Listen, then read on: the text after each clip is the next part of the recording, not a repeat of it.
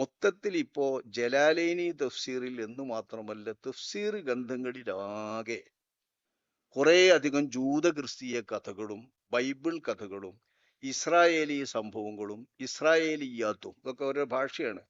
അവകളൊക്കെ കടന്നുകൂടിയിട്ടുണ്ട് എന്ന് പ്രചരിപ്പിക്കുന്ന ഒരു കൂട്ടം, ഒരു വിഭാഗം ഇറങ്ങിയിട്ടുണ്ട്. ആ വിഭാഗം എന്തിനാണിത് പറയുന്നതെന്ന് അറിയില്ല. തഫ്സീർ ഗ്രന്ഥങ്ങളെ ജനങ്ങൾക്കിടയിൽ തീർത്തും അവിശ്വസനീയമാക്കാൻ പോകുന്ന തരത്തിലുള്ള ഒരു കുപ്രചാരണമാണ്. പണ്ടത്തെ കാലത്ത് ഇണ്ടത്, പക്ഷേ അന്ന് വഹാബികളാണിത് പറയാറുള്ളത്, പ്രത്യേകിച്ചും ജലാലൈനിയെ.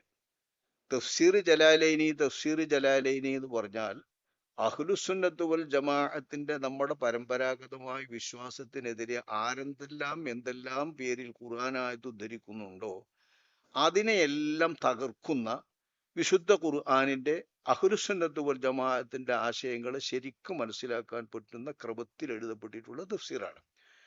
ഈ തഫ്സീർ അവിശ്വസനീയമാക്കിയാൽ എന്താണ് ഇവിടെ വാചകത്തിൽ കാര്യം കിട്ടാനുള്ളത്? ഇതല്ലേ നമ്മൾ ദർസിൽ ഓതി കൊടുക്കുന്നത്? ഇതിനൊരു പ്രചാരണം സാധാരണ ഇവിടെ നടക്കുന്നത് പറയാം. ഞാൻ ഈ പുസ്തകത്തെ, ബാബു മുസ്ലിയാരുടെ പുസ്തകത്തെ പറ്റിയല്ല പറയുന്നത്, എനിക്കറിയില്ല, ഞാൻ നോക്കിയിട്ടില്ല, ഗ്രന്ഥങ്ങളൊക്കെ നോക്കിക്കാണ്ടാണ്.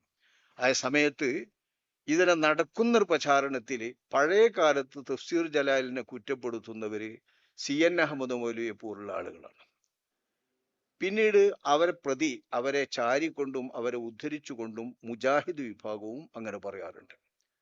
അങ്ങനെ പുത്തൻവാദികൾ തഫ്സീർ ജലാലിനെ കുറ്റപ്പെടുത്താറുണ്ട്, അതിൽ കുറേ കഥകളുണ്ട്, അവിശ്വസനീയമായതുണ്ട് എന്ന്.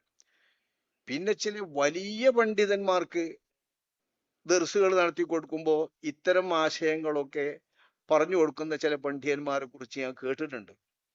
പക്ഷെ അത് വലിയ പണ്ഡിതന്മാർക്ക് ആയതുകൊണ്ട് ഇതൊന്നും പുറത്തു പറയാൻ പറ്റൂല എന്നും, ഇതൊക്കെ പറഞ്ഞാല് അഹ്ലുസുന്നത്ത് വൽ ജമാഅത്തിന്റെ അടിത്തറ ഇളകും എന്നൊക്കെ അത് കേൾക്കുന്ന ശിഷ്യന്മാർക്ക് ബോധ്യമുള്ളത് കൊണ്ട് അവരാരും ഇത് പുറത്തു പറയാറുണ്ടായിരുന്നില്ല.